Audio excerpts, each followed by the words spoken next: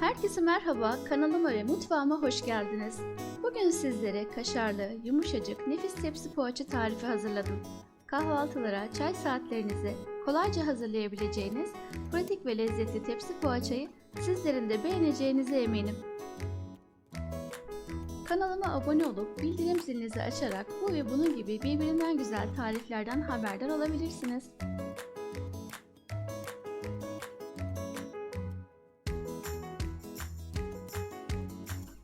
Tarifimize öncelikle hamurunu hazırlamakla başlayalım. Uygun bir yoğurma kabına 1 su bardağı ılık su, 1 su bardağı ılık süt, 1 yemek kaşığı yani 10 gram kuru maya, 1 yemek kaşığı toz şeker ilave ederek bir çırpıcı ile toz şeker ve maya eriyinceye kadar karıştıralım.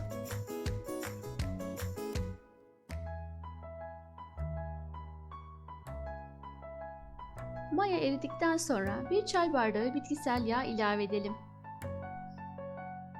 6 su bardağı un ve 1 tatlı kaşığı tuzu ilave ettikten sonra bir spatula ile hamuru karıştırarak toparlayalım.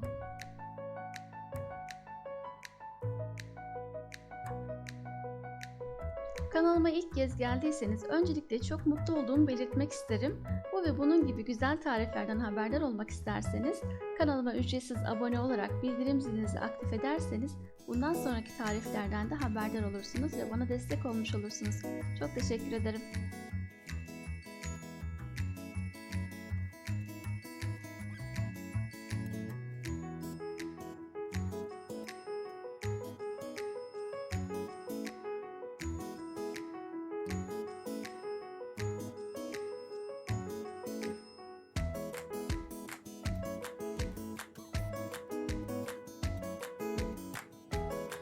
Daha sonra spatulayı çıkartalım ve hamuru elimizle yoğurarak toparlayalım.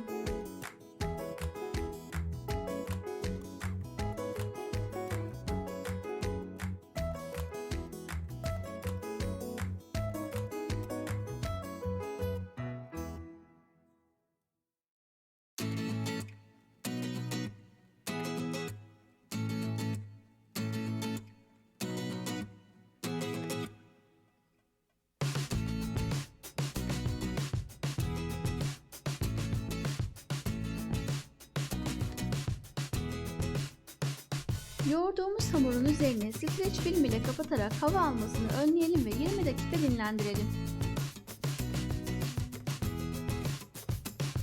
Hamurumuz 20 dakika dinlendikten sonra yuvarlak bir fırın kabı alalım ve bitkisel yağ ile yağlayalım.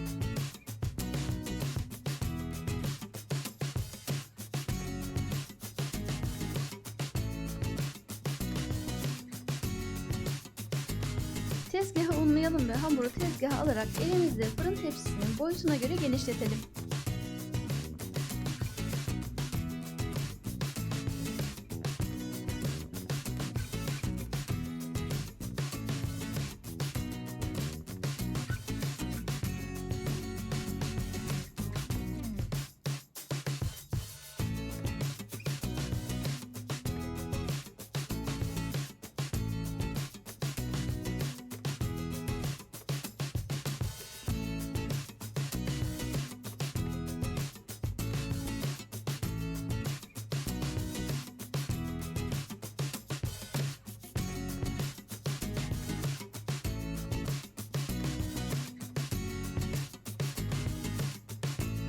Hamuru tepsiye alalım ve yerleştirelim.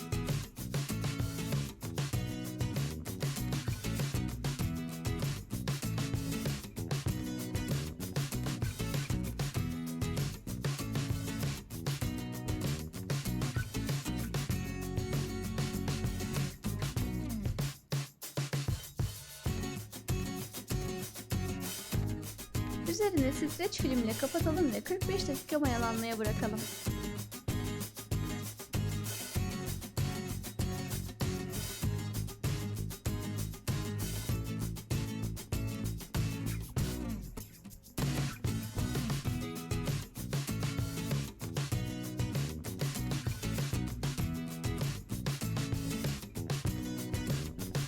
Dakikanın sonunda hamur mayalandı ve kabardı. Bir bıçakla hamura kare dilimler oluşturalım.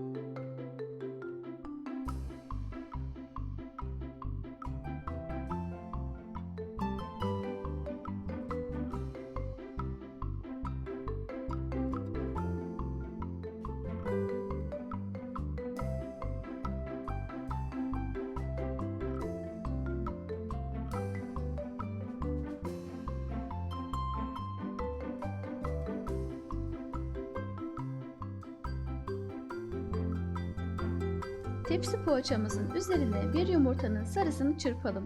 1 yemek kaşığı bitkisel yağ ve 1 çay kaşığı toz tatlı kırmızı biber ekleyerek üzerine süreceğimiz karışımı hazırlayalım.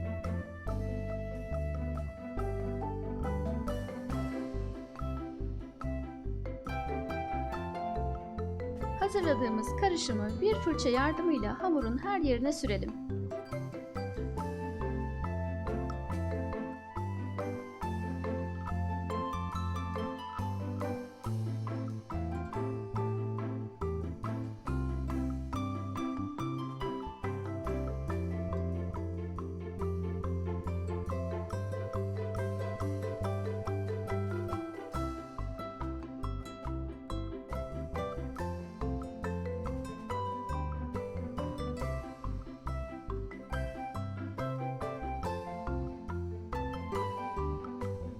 Kaşar peynirini ince dilimler halinde keserek her karenin etrafına yerleştirelim.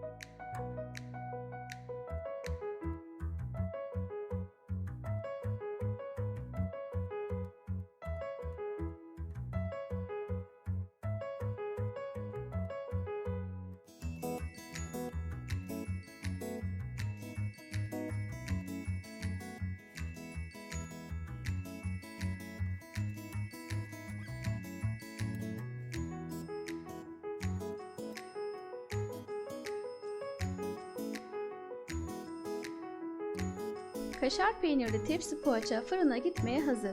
175 derecede önceden ısıtılmış fırında alt üst ayarda, altı üstü nar gibi kızarıncaya kadar ortalama 25-30 dakika pişirelim. Kabardıkça kabaran kaşar peynirli tepsi poğaça tarifi hazır.